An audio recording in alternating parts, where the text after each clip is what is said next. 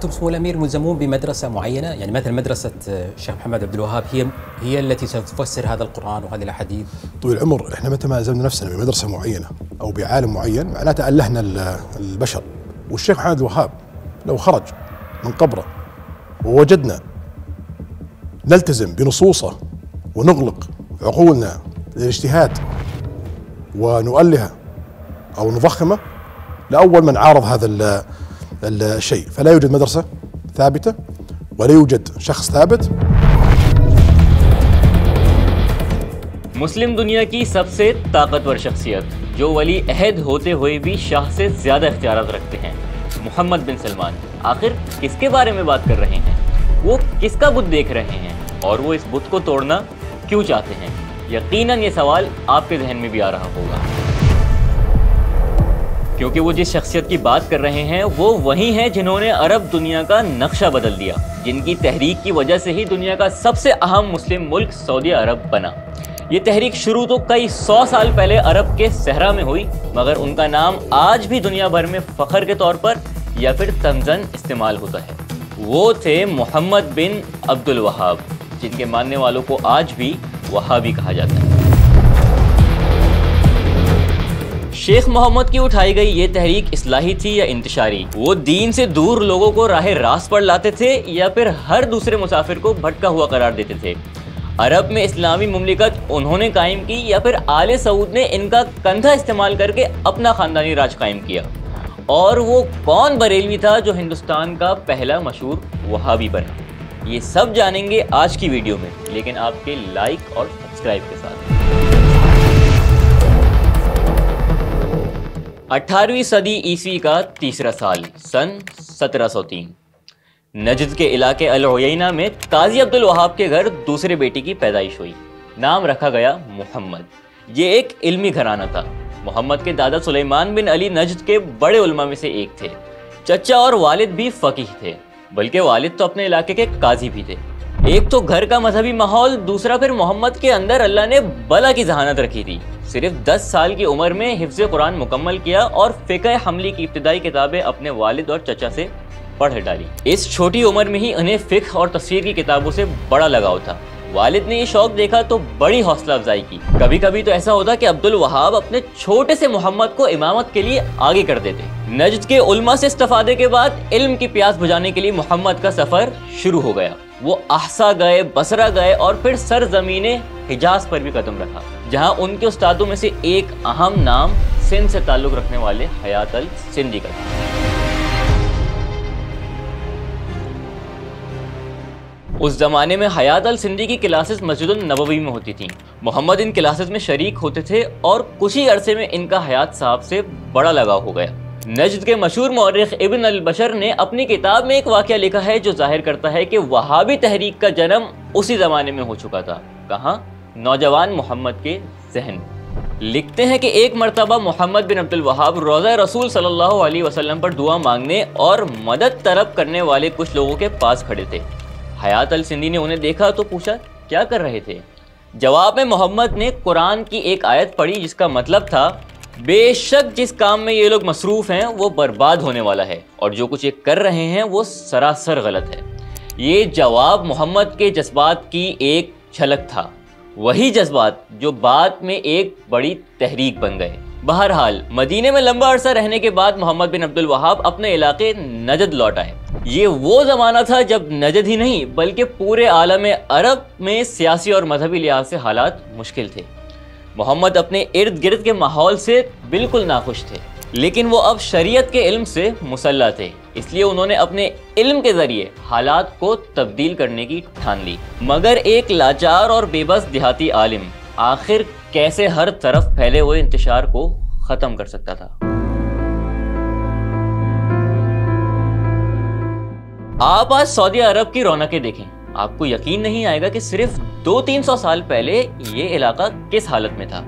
हम बात कर रहे हैं 16वीं और 17वीं सदी की। वो जमाना जब यूरोप मिडिल एजेस से निकल रहा था। तुर्की और शाम में उस्मानियों की खिलाफत थी। हिंदुस्तान में मुगल अपने उरूज पर थे तो हिजाज में उस्मानियों के ज़ेरे असर एक हुकूमत कायम थी। लेकिन नजद का इलाका ये किसी सेंट्रल गवर्नमेंट के मातहत नहीं था। यहाँ हजारों खानदान और सैकड़ों कबीले थे پر ہر قبیلے کا سردار ہی وہاں کا حاکم تھا، اور ظاہر ہے ان قبیلوں کے بیچ لڑائیاں بھی ہوتی تھیں، اس لیے بد امنی اور لوٹ کھسوٹ تو بہت ہی عام تھی۔ آسان الفاظ میں سمجھ لیں کہ پورا علاقہ وائلڈ ویسٹ تھا اور مسلسل سول وار کی حالت میں رہتا تھا۔ یہ تھی نجد کی سیاسی اور سیکیورٹی حالت، لیکن مذہبی صورتحال وہ کیا تھی؟ اس کے لیے علامہ مسعود ندوی کے الفاظ دیکھتے ہیں۔ نجد کے حالات بد سے بدتر تھے۔ جبیلہ کے علاقے میں حضرت عمر کے بھائی زید بن خطاب کے مزار کی عبادت کی جاتی تھی۔ ایک دوسرے علاقے دریا میں صحابہ سے منسوب کچھ مزار اور گنبد تھے جو عوام الناس کی ان جہالانہ عبادت کے مرکز بن گئے تھے۔ اس کے علاوہ ایک قدیم درخت کے پاس جو ہوتا تھا اس کا حال تو لکھنے سے قلم بھی قاصر ہے۔ یہاں بانجھ خواتین اس درخت سے اولاد کا سوال کرتی تھیں، اور یہ سب کچھ دین کے نام پر ہو رہا تھا۔ جو چند علماء فقہ اور حدیث کا علم رکھتے بھی تھے وہ بھی اپنے اندر اتنی طاقت نہیں رکھتے تھے کہ امر بالمعروف اور نہی عن المنکر کر سکیں۔ یہ جھوٹ بولتے ہیں کہ وہ یہ کہتا تھا کہ جی میں روزہ شریف کو گرا دوں گا۔ ہاں، یہ معاملہ کہ قبروں پہ جو مزار ہیں ان کو ہٹانا چاہیے، وہ تو نبی اسلام نے فرمایا ہوا ہے۔ یہ تھے وہ حالات جن میں محمد بن عبد الوہاب کی نجد واپسی ہوئی۔ وہ سیٹسفائیڈ نہیں تھے۔ مزاروں اور درختوں کی تعظیم اور انہیں حاجت رواں سمجھنا انہیں سخت ناپسند تھا۔ وہ سوال کرتے تھے کہ ایسے مزاروں اور درختوں میں اور مشرکین مکہ کے بتوں میں کیا فرق ہے؟ مکہ کے مشرک بھی تو اللہ کو مانتے تھے، لیکن اللہ کے ساتھ بتوں کو بھی شریک بتاتے تھے، اور مزاروں کے سامنے جھکنے والے وہ بھی اللہ کو مانتے ہیں، مگر سوال بزرگوں سے کرتے ہیں۔ تو آج کے مزار اور کل کے بت کدے میں کیا فرق رہ گیا؟ اس سوچ میں محمد بن عبد الوہاب اتنے پکے تھے کہ انہوں نے نجد واپسی آتے ہی کھلے عام دعوت دینا شروع کر دی، بلکہ وہ سب سے پہلے العینہ کے حاکم عثمان بن معمر کے پاس پہنچے، انہیں دعوت دی اور حمایت مانگی۔ عثمان نے مثبت جواب دیا تو محمد بن عبد الوہاب نے عوامی دعوت شروع کر دی۔ کچھ ہی دنوں میں ایک جماعت بن گئی جس نے علاقے میں موجود ان درختوں کو گرانا شروع کر دیا جن کی لوگ تعظیم کرتے تھے، لیکن اتنا ہی کافی نہیں تھا۔ محمد بن عبد الوہاب نے عثمان بن معمر سے ایک ایسا مطالبہ کر دیا جس سے تحریک ایک نئے موڑ پر آ گئی۔ ہوا یہ کہ العینہ کے قریب جبیلہ کے مقام پر حضرت زید بن خطاب کا مزار تھا جو ان تمام رسومات کا گڑھ بنا ہوا تھا جنہیں محمد بن عبد الوہاب بدعت اور شرک سمجھتے تھے۔ ان کے خیال میں یہ مزار ڈھا دینا چاہیے تاکہ یہ خرافات ختم ہو جائیں۔ ویسے بھی اسلام میں قبر کو مزار میں بدلنے اور پھر اس پر گنبد تعمیر کرنے کا کوئی تصور نہیں۔ جب انہوں نے عثمان بن معمر سے یہ کہا تو انہوں نے جواب دیا، آپ ضرور جائیں اور گنبد کو گرا دیں۔ محمد بن عبد الوہاب نے کہا، یہ کام آپ کے بغیر میں نہیں کر سکتا، آپ میرے ساتھ چلیں کیونکہ مجھے ڈر ہے کہ لوگ ہمیں نقصان پہنچا دیں گے۔ عثمان بن معمر نے حامی بھری اور 600 سپاہیوں کے ساتھ مزار پر گئے اور پھر گنبد گرا دیا گیا۔ اس واقعے سے نہ صرف محمد بن عبد الوہاب کی دعوت مشہور ہوئی بلکہ ان کا اور عثمان بن معمر کا اتحاد بھی مضبوط ہو گیا۔ اور ایک اور بات بھی واضح ہوتی ہے کہ محمد بن عبد الوہاب شروع سے ہی آل سعود سے ملنے سے پہلے سے ہی دعوت توحید کو ریاست کی طاقت کے ذریعے پھیلانے پر یقین رکھتے تھے، اس لیے انہوں نے عثمان بن معمر کو اعتماد میں لیا، پھر ان کی اجازت اور طاقت کے ساتھ دعوت کا کام کیا۔ اس واقعے کے بعد دونوں مزید قریب ہو گئے۔ سب اچھا چل رہا تھا کہ اچانک عثمان کو ایک پیغام موصول ہوا جس نے سب کچھ بدل کر رکھ دیا۔ ہم نے آپ کو بتایا تھا نا کہ نجد پر عثمانیوں کا کنٹرول نہ ہونے کے برابر تھا۔ نہ ہونے کے برابر اس لیے کہہ رہا ہوں کہ نجد کے مشرق میں الاحسا کا زرخیز علاقہ تھا۔ یہاں بنو خالد کی حکومت تھی جو نہ صرف عثمانی سلطنت کی نمائندہ تھی بلکہ نجد وغیرہ کے چھوٹے سردار بھی برائے نام بنو خالد کے تابع ہی۔ خود عثمان بن معمر بھی اس کے حکم کے زیر اثر ہی تھا۔ تو جب محمد بن عبد الوہاب کی دعوت مشہور ہونے لگی اور آس پاس کے علاقوں میں پھیلنے لگی کہ ایک شخص توحید کی طرف بلاتا ہے اور مزار وغیرہ پر ہونے والے کاموں کو شرک سمجھتا ہے، تو زیادہ وقت نہیں لگا، خبر الاحسا پہنچ گئی اور بنو خالد نے سخت ایکشن لینے کا فیصلہ کر لیا۔ انہوں نے عثمان بن معمر کو دھمکی کا پیغام بھیجا کہ اگر محمد بن عبد الوہاب کو قتل نہیں کیا یا اپنے علاقے سے باہر نہیں نکالا تو الاحسا سے ملنے والی امدادی رقم بند کر دی جائے گی۔ یہ ایسا ہی تھا جیسے وفاقی حکومت کسی صوبے کی مالی امداد بند کرنے کی دھمکی دے۔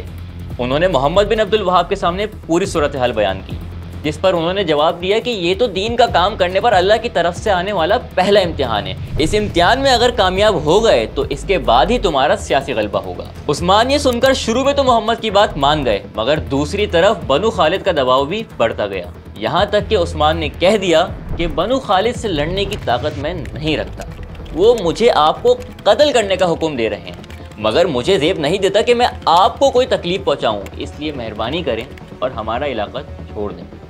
دیکھیں تاریخ کیسے کام کرتی ہے، اگر عثمان اس دن دباؤ برداشت کر لیتے تو شاید آج سعودی عرب نامی ملک کا وجود بھی نہ ہوتا، کیونکہ اس کے بعد محمد بن عبد الوہاب دریا چلے گئے، وہ جگہ جہاں محمد بن سعود کی حکومت تھی۔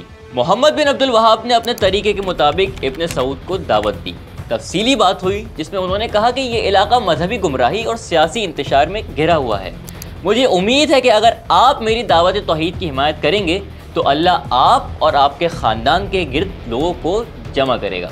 محمد بن سعود نے صرف حمایت کا یقین نہیں دلایا بلکہ باقاعدہ ایک معاہدہ کیا اور محمد بن عبد الوہاب کے ہاتھ پر بیعت کر لی، اور یہیں سے اس اتحاد اور تحریک کا آغاز ہوا جو دیکھتے ہی دیکھتے پورے علاقے کی سب سے بڑی طاقت بن گئی۔ لیکن ایک منٹ، ایسا کیسے ہو سکتا ہے کہ محمد بن عبد الوہاب کا ذکر ہو اور ہم مختلف کنٹروورسیز کو ایڈریس نہ کریں؟ اب تک جو تاریخ آپ نے سنی اس میں کچھ ایسا غلط نظر نہیں آتا، پھر کیا ہوا کہ آج تک محمد بن عبد الوہاب کا نام تشدد اور تکفیر سے جوڑا جاتا ہے؟ تو ذرا چائے کا کپ تھام لیں، اور اگر کوئی کام کرتے ہوئے ویڈیو دیکھ رہے ہیں تو میں تو یہی کہوں گا کہ کچھ دیر اپنا کام روک لیں اور توجہ دیں، کیونکہ اب ہم شیخ محمد بن عبد الوہاب کے حوالے سے سب سے سینسٹیو بات کرنے والے ہیں۔ حضور کا فیض آج بھی جاری ہے۔ بدبخت ہے وہ لوگ، نابینا ہے وہ لوگ، اندھے ہیں وہ لوگ جو سمجھتے ہیں کہ وصال کے بعد فیض بند ہو گیا، معاذاللہ ان کی قبر ہو گئی، زندہ نہ رہے۔ بدبختو تم زندہ نہ رہو۔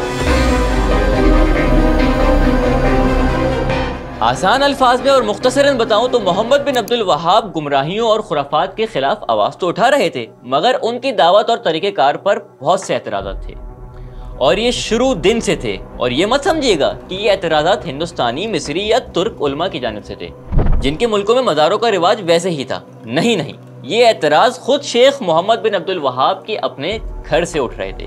میں نے شروع میں بتایا تھا نا کہ شیخ کا تعلق ایک مذہبی گھرانے سے تھا، ان کے بڑے بھائی سلیمان بن عبد الوہاب ایک فقیہ تھے، اور یہی سلیمان اپنے بھائی کے ناقد بھی تھے۔ ان کو محمد کے کچھ عقائد اور دعوت کے طریقے سے کچھ اختلاف تھا، اور یہ اختلاف اتنا شدید تھا کہ انہوں نے اپنے ہی بھائی کے خلاف باقاعدہ ایک کتاب بھی لکھ دی۔ اور جب ابن سعود کے ساتھ معاہدے کے بعد وہابی دعوت مختلف علاقوں تک پھیلنے لگی تو نجد کے دوسرے علماء کو بھی تحفظات ہونے لگے۔ لیکن اس میں عجیب بات کیا تھی؟ ظاہر ایک گمراہی کا ماحول تھا جس کا حصہ علماء بھی تھے، اور محمد بن عبد الوہاب تبدیلی کے علم بردار تھے، تو پرانے زمانے کے علماء کا ان کے خلاف ہو جانا اور فتوے لگانا کون سی حیرت کی بات ہے؟ ایک حد تک تو یہ بات ٹھیک ہے، مگر معاملہ اتنا سادہ بھی نہیں۔ وہابی تحریک سے کچھ غلطیاں تو ہوئیں، اور اگر ہم محمد بن عبد الوہاب کے نظریے کو سمجھ لیں تو ان غلطیوں کو سمجھنا بھی آسان ہو جائے گا۔ اصل میں شیخ محمد بن عبد الوہاب نے توحید کی ایک نئی قسم متعارف کروائی اور اسی کی بنیاد پر اپنے اصول بنائے۔ ان کے نزدیک توحید کی 3 قسمیں ہیں۔ پہلی قسم توحید ربوبیت، یعنی یہ ایمان لانا کہ اللہ نے ہمیں پیدا کیا اور وہی ہمیں رزق دینے والا ہے۔ دوسری قسم ہے توحید الوہیت، یعنی صرف اللہ کی ذات ہی عبادت کے مستحق ہے۔ تیسری قسم ہے توحید اسماء و صفات۔ پہلی 2 قسموں کی بنیاد پر شیخ محمد نے جو اصول بنائے وہ قابل غور ہیں۔ انہوں نے کہا کہ مشرکین مکہ آپ صلی اللہ علیہ وسلم کے زمانے میں توحید ربوبیت کا اقرار کرتے تھے، یعنی اللہ کو خالق و رازق مانتے تھے۔ ان کا اصل مسئلہ اسلام سے یہ تھا کہ وہ توحید الوہیت کو نہیں مانتے تھے اور اللہ کے ساتھ بتوں کو بھی شریک کرتے تھے۔ یہ بات اصولاً تو غلط نہیں، بت پرستی والے جتنے بھی مذہب ہیں ان میں ایک الٹیمیٹ گاڈ کا تصور تو موجود ہے، ایسا خدا جو تمام چھوٹے خداؤں کے اوپر آتا ہے۔ مشرکین مکہ کا تصور بھی یہی تھا کہ اللہ موجود ہے اور سب سے بڑا ہے، مگر ہمارے چھوٹے چھوٹے کام یہ چھوٹے خدا کرتے ہیں۔ محمد بن عبد الوہاب نے کہا کہ جو انسان اللہ کو ماننے کے باوجود، جانتے بوجھتے، علم رکھنے کے باوجود مزاروں پر یا اولیاء سے دعا مانگتے ہیں یا کسی خاص مقام کو مقدس سمجھ کر وہاں اپنی حاجت بیان کرتے ہیں، وہ بھی مشرک اور اسلام سے خارج ہیں، کیونکہ وہ شخص دعا جو کہ ایک عبادت ہے اسے اللہ کے علاوہ کسی اور کے لیے مخصوص کر رہا ہے، یا دوسرے الفاظ میں توحید الوہیت پر پورا نہیں اتر رہا۔ اس معاملے میں تو شیخ محمد اس حد تک آگے چلے گئے تھے کہ انہوں نے اپنی مشہور کتاب اصول الاربعہ میں کہا کہ ہمارے زمانے کے مشرکین کفار مکہ سے بھی بدتر ہیں، اور یہی وہ نقطہ ہے جس پہ علماء کی ایک بڑی تعداد محمد بن عبد الوہاب سے اختلاف کرتی ہے۔ وہ بھی مزارت پر جھکنے کو، وہاں طواف کرنے کو یا مردے سے دعا مانگنے کو غلط کہتے ہیں اور گناہ کبیرہ سمجھتے ہیں۔ اس کے صحیح یا غلط ہونے پر تو کوئی بحث ہی نہیں ہے، لیکن ان کے نزدیک یہ افعال شرک نہیں ہیں اور نہ ہی اس قسم کی خرافات کے مرتکب مسلمان کو مشرکین مکہ کی صف میں کھڑا کرنا چاہیے۔ اور محمد بن عبد الوہاب کی سوچ کا یہی نقطہ واقعی خطرناک تھا، اس لیے کیونکہ ان کی دعوت محمد بن سعود کے ساتھ اتحاد کے بعد ایک سیاسی تحریک بن چکی تھی۔ اب آپ کو سمجھ آ رہا ہوگا کہ محمد بن عبد الوہاب پر لوگوں کو کافر قرار دینے اور مسلمانوں سے جنگ کرنے کے الزامات کیوں لگتے ہیں۔ جن علاقوں میں مزار اور دیگر خرافات ہوتی، ان کے حکمرانوں کو یہ پیغام بھیجتے کہ میری دعوت قبول کر لو یا سعود کی حکومت کے زیر اثر ہو کر جزیہ دو، ورنہ ہم تم سے جنگ کریں گے۔ یہ دعوت نامہ ان کے نظریے کے عین مطابق تھا اور اسی لیے انہوں نے پہلے نجد کے مختلف علاقوں پر قبضہ کیا، پھر ان کی دعوت اور محمد بن سعود کی حکومت نجد سے باہر پھیلنے لگی۔ یعنی جو محمد بن عبد الوہاب کی دعوت قبول نہیں کرتا، وہ محمد بن سعود کی تلوار کا سامنا کرتا۔ دیکھتے ہی دیکھتے سعودی حکومت کا رقبہ پھیلتا چلا گیا اور پوری خلیج کا علاقہ تقریباً ان کے زیر اثر آ گیا، بلکہ وہابی دعوت کے اثرات کربلا، بصرہ، حتیٰ کہ ہندوستان تک بھی پہنچنے لگے، جہاں ایک اور اصلاحی تحریک کے بانی ان سے کافی متاثر ہو رہے تھے۔ اس شخصیت کے بارے میں ہم آپ کو تھوڑی دیر میں بتائیں گے، لیکن ابھی آپ کو بتاتے ہیں کہ محمد بن عبد الوہاب پر برٹش ایجنٹ ہونے کا الزام تھا۔ کیا وہ واقعی ایک ایجنٹ تھے؟ Let's deal with the ISI and the Pakistani military and let's go recruit these mujahideen and let's get some to come from Saudi Arabia and other places importing their Wahhabi brand of Islam. ہماری قوم میں کچھ ایسا ہے کہ ہمیں حقائق سے زیادہ کانسپریسی تھیوریز اٹریکٹ کرتی ہیں۔ شاید کھانے کی طرح باتوں میں بھی اگر مسالہ نہ ہو تو ہمیں مزہ نہیں آتا، لیکن مسئلہ یہ ہے کہ چٹپٹی باتیں جب تفریح کے بجائے معلومات کا ذریعہ بن جائیں تو انسان کی رائے کھوکھلی ہو جاتی ہیں۔ یہ باتیں میں اس لیے کر رہا ہوں کیونکہ کسی بھی واقعے کو بیرونی سازش قرار دینا یا کسی مشہور آدمی کو ایجنٹ بنا دینا ہماری فیوریٹ ڈش ہے۔ تو محمد بن عبد الوہاب پر بھی ایسے ہی کچھ الزامات لگائے جاتے ہیں کہ وہ برٹش ایجنٹ تھے جن کا مقصد تھا نجد اور خلیج کے علاقوں میں انتشار اور تخریب پھیلانا۔ اس سلسلے میں ایک کتاب کا حوالہ دیا جاتا ہے، میموائرز آف مسٹر ہیمفر۔ اس کتاب کو لکھنے والا ہیمفر اس بات کا اعتراف کرتا ہے کہ وہ ان 5000 برطانوی جاسوسوں میں سے ایک ہے جن کا مقصد مسلمانوں کے اندر کمزوری پیدا کرنا ہے۔ وہ کہتا ہے کہ اس نے نجد میں شیخ محمد بن عبد الوہاب سے ملاقات کی اور اپنے ایجنڈے کو پورا کرنے کے لیے ان کو تخریبی کاموں پر آمادہ کیا، جس پر شیخ محمد راضی بھی ہو گئے اور ان کی دعوت اسی سلسلے کی ایک کڑی تھی۔ کتنی زبردست کہانی ہے نا؟ آپ کا بھی دل چاہ رہا ہے نا کہ اسے فوراً نگل لیں، مگر حقیقت کچھ اور ہے میرے بھائی۔ وہ یہ کہ ہیمفر نامی کسی جاسوس کا کوئی وجود تھا ہی نہیں۔ اس کتاب کا پہلا ایڈیشن ترکی زبان میں شائع ہوا اور اکثر محققین کے مطابق یہ کتاب کسی ہیمفر نے نہیں یا کسی انگریز نے نہیں بلکہ ایوب صبری پاشا نام کے ایک ترک نے لکھی تھی، جس کا مقصد تھا، بلکہ مقصد تو خیر آپ سمجھ ہی گئے ہوں گے، بتانے کی کیا ضرورت ہے۔ تو محمد بن عبد الوہاب کے نظریے میں جہاں جھول تھا وہ تو ہم نے آپ کو بتا دیا، لیکن یہ بھی حقیقت ہے کہ ان کی کامیابی دیکھ کر بہت سے لوگوں نے ان کو بلا وجہ تنقید کا ہدف بنایا اور ان پر عجیب و غریب الزامات لگائے۔ یہی وجہ ہے کہ علامہ مسعود ندوی نے محمد بن عبد الوہاب کو مظلوم داعی و مصلح کا لقب دیا اور اس عنوان سے ان پر ایک کتاب بھی لکھی۔ ویسے ایک دلچسپ بات یہ ہے کہ جس وقت نجد میں وہابی تحریک اپنے عروج پر تھی، ہندوستان میں تقریباً اسی وقت شاہ اسماعیل شہید اور سید احمد بریلوی کی تحریک بھی سر اٹھا رہی تھی۔ حیران کن طور پر دونوں تحریکوں کے نظریات اور مقاصد میں زیادہ فرق نہیں تھا، بلکہ بعض مورخین تو یہاں تک لکھتے ہیں کہ سید احمد بریلوی نے سفر حج میں محمد بن عبد الوہاب سے ملاقات بھی کی تھی اور وہ ان سے متاثر بھی ہوئے تھے۔ اگر یہ واقعی سچ ہے تو یہ کہنا غلط نہیں ہوگا کہ ہندوستان میں پہلا وہابی ایک بریلوی تھا، سید احمد بریلوی۔ محمد بن عبد الوہاب پر اعتراضات کی بحث میں ہماری سعودی چھتری میں پھیلنے والی وہابی دعوت کی کہانی تو ادھوری رہ گئی۔ محمد بن عبد الوہاب سے اتحاد کے بعد محمد بن سعود کی فتوحات کا سلسلہ شروع ہو گیا۔ پہلے انہوں نے نجد کے مختلف علاقوں پر قبضہ کیا، پھر قسیم، قطیف اور احسا کی طرف بھی بڑھنے لگے۔ اس مہم کے دوران محمد بن سعود کا انتقال ہو گیا اور ان کے بیٹے عبدالعزیز حکمران بن گئے۔ عبدالعزیز سیاسی طور پر اپنے والد کے جانشین تھے اور مذہبی طور پر شیخ محمد کے، جو بڑھاپے اور بیماری کی وجہ سے اب اتنے ایکٹیو نہیں تھے، لیکن ان کو اطمینان تھا کہ ان کا مشن اب پورے زور و شور سے آگے بڑھ رہا ہے۔ اور بالآخر 1792 میں 89 سال کی عمر میں شیخ محمد بن عبد الوہاب اپنے خالق حقیقی سے جا ملے۔ اِنَّ لِلَّهِ وَإِنَّ إِلَيْهِ راجعون۔ ویسے ہمارا موضوع سعودی عرب کی تاریخ نہیں بلکہ محمد بن عبد الوہاب اور ان کی دعوت ہے، لیکن یہ بتانا ضروری ہے کہ جس سعودی حکومت کی ہم نے بات کی وہ پہلی سعودی حکومت تھی جسے چند سال بعد مصر کے عثمانی والی محمد علی پاشا نے فوج بھیج کر ختم کر دیا تھا۔ یہ جو موجودہ سعودی حکومت ہے یہ آل سعود کی تیسری حکومت ہے، یعنی سعودی حکومتیں تو آتی جاتی رہیں لیکن وہابی دعوت اور اثر و رسوخ قائم رہا اور آج بھی قائم ہے۔ اس کی ایک صورت ہمیں سعودی علماء کی شکل میں نظر آتی ہے جو محمد بن عبد الوہاب کے خاندان سے تعلق رکھتے ہیں، جن کے نام کے آگے آل الشیخ لگتا ہے۔ یہ مذہبی معاملات میں تو بڑے ایکٹیو ہیں لیکن سیاسی معاملات میں ان کے پلے کچھ نہیں سوائے اس کے کہ سعودی حکومت کی حمایت کریں۔ ایک طرف وہابیوں کی اپنی جنم بھومی میں سیاست سے دوری کا یہ عالم ہے تو دوسری طرف افغانستان کی طالبان حکومت نے ابھی کچھ دن پہلے محمد بن عبد الوہاب کی کتاب التوحید پر پابندی لگا دی ہے۔ لیکن کیوں؟ سن کر عجیب لگ رہا ہے نا کہ طالبان تو خود مذہبی ہونے کے دعوے دار ہیں بلکہ لوگ تو ان پر بھی وہابی ہونے کا الزام لگاتے ہیں، تو انہوں نے اس کتاب پر پابندی کیوں لگائی؟ بات یہ ہے کہ طالبان افغانستان میں داعش کے حملوں سے تنگ ہیں اور وہ سمجھتے ہیں کہ داعش وہابی تحریک کا ہی تسلسل ہے اور ان دونوں تحریکوں کے نظریات بھی تقریباً ایک جیسے ہیں۔ لیکن کیا واقعی ایسا ہے؟ آج محمد بن عبد الوہاب کا حقیقی وارث کون ہے؟ ان کا اپنا سعودی نواز خاندان یا پہاڑوں میں چھپے داعش کے کارندے یا محمد بن عبد الوہاب کی تعلیمات ان دونوں کے بیچ کہیں کھو گئی ہیں؟ فیصلہ آپ نے کرنا ہے۔ کیوں؟ کیونکہ اب تو آپ محمد بن عبد الوہاب کو جان چکے ہیں۔